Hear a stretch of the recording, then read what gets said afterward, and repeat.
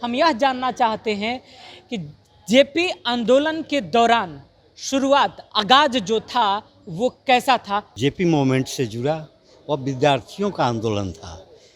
JP बोले नेतृत्व मैं उस स्थिति में करूँगा, मेरा 3 शर्त है और वो जो तीनों शर्त को आप लोग मान करोगे तब मैं नेतृत्व करूँगा। पहला शर्त था शांतिबद्ध आंदोलन, दूसरा शर्त था हमला चाहे जैसा हो हाथ हमारा नहीं उठेगा, तीसरा 1 साल का 1 वर्ष का समय दान।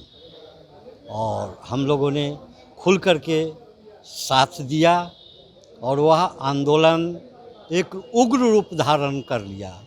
ऐसा उग्र रूप धारण किया 25 जून 1975 को श्रीमती इंदिरा गांधी को देश में इमरजेंसी लगाना पड़ा।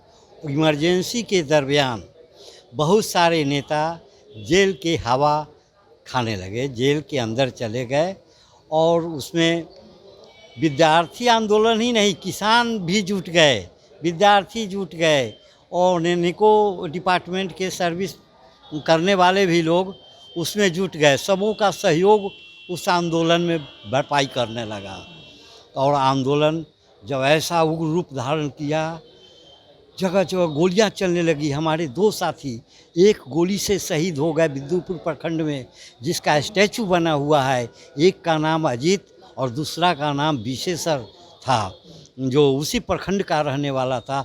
दोनों छात्र था और हमारा मित्र भी था। जेपी आंदोलन से जुड़े एक सवाल मेरे मन में आता है, जब जेपी आंदोलन के दौरान 144 धारा लगा दी गई थी तो उस दौरान सुनने में आता है कि 4-5 लोग किसी को मुर्दा बना करके लेकर के आंदोलन की तरफ बढ़ते थे। क्या ये कहानी कितना जायज़ है और उस दौरान का क्या वो दृश्य था? ये कहानी जायज़ ही नहीं है। मैं इसका साक्षी हूँ। उसमें हम हैं, रामनारायण बाबू हैं, हमारे साथ 10-22 लड़के भी थे। उस टाइम में अब्दुल गफूर की सरकार थी। सरकार का इतना बड़ा वहाँ पर अथी था, माने व्यवस्था था कि कहीं से भी कोई गाड़ी नहीं खुल सकती थी। नाव पर भी व्यवस्था पुलिस का था। हम लोग ने सोचा कि कैसे पटना पार करें, क्योंकि जेपी ने आह्वान किया था कि गांधी मैदान में हम लोग एक मीटिंग करेंगे। तो हम लोग 10 लड़के मिलकर एक रंथी बनाया, उस पर मुर्दा अथी का माने खड़ का बनाकर रंथी उड़ाकर माने जहाँ से नाव खुलती है उस जगह को छोड़कर अलग जाकर नाव ठीक किया। 40-45 रुपया नाव वाला को दिया, पटना में उस पर उतारा।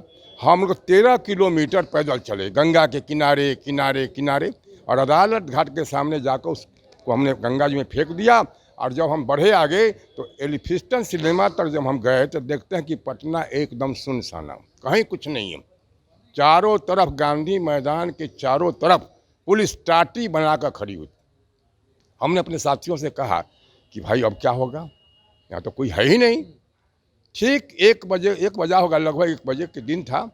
रिजर्व बैंक के तरफ से दक्षिण साइड से एक जीप आती है जिस पर जयप्रकाश बाबू होते हैं और एकाएक किसने गेट खोला ये हम लोग नहीं देखा, लेकिन एकाएक जयप्रकाश बाबू गांधी मैदान में प्रवेश करते हैं और उनके प्रवेश करते ही माने लाखों स्टूडेंट जो छिपे हुए थे आदमी चारों तरफ से एक बार पुलिस के कंधे के ऊपर चढ़ते हुए, फांदते हुए, तोड़ते हुए टाटी को गांधी मैदान में प्रवेश किया।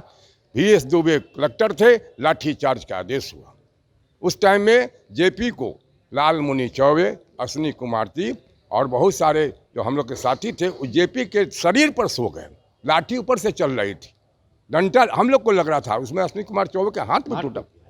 मैं साक्षी हूँ उसका, मैं अपने आँख से देखा। इसके बाद वही VS दुबे जो DM था, लाठी चार्ज का आदेश दिया। उन्होंने जब प्रकाश बाबू पानी का इच्छा व्यक्त की तो वही खुद अपने हाथ से आकर पानी भी पिलाया। छात्र आंदोलन और जन आंदोलन से जेपी आंदोलन शुरू किए। मैं उस समय उनका साथ दिए। 4 नवंबर 1974 को पटना में विशाल रैली होने वाली थी, हुई भी।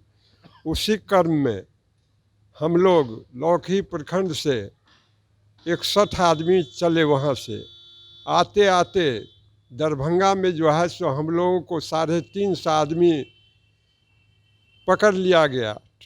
ट्रेन से हम लोगों को पकड़ के जेल में भेज दिया गया और हम लोगों को बिना टिकट के धारा में जेल भेजा गया और उसमें सज़ा के रूप में 316 रुपया 40 पैसा दीजिए या नहीं तो 3 महीना जेल में रहिए, यह कह करके जेल में भेजा गया। जेल में हमारे नेता थे हुकुमदेव नारायण जी जो दरभंगा से हैं, हमारे सांसद थे मधुबनी के शिवचंद्र झा जो सोशलिस्ट पार्टी से बिलोंग करते थे, और बहुत सारे कृपानाथ पाठक वगैरह थे। हम लोग जब आए और नेता को जब देखे तो हम लोगों को बहुत उत्साह हुआ और प्रत्येक दिन हम लोग तय हुआ जो हम लोग पैसा नहीं देंगे। 316 रुपया 40 पैसा का महत्व था उस दिन में, सब देने लायक नहीं थे, सबकी स्थिति देने लायक नहीं, सबको देने के लायक नहीं थी।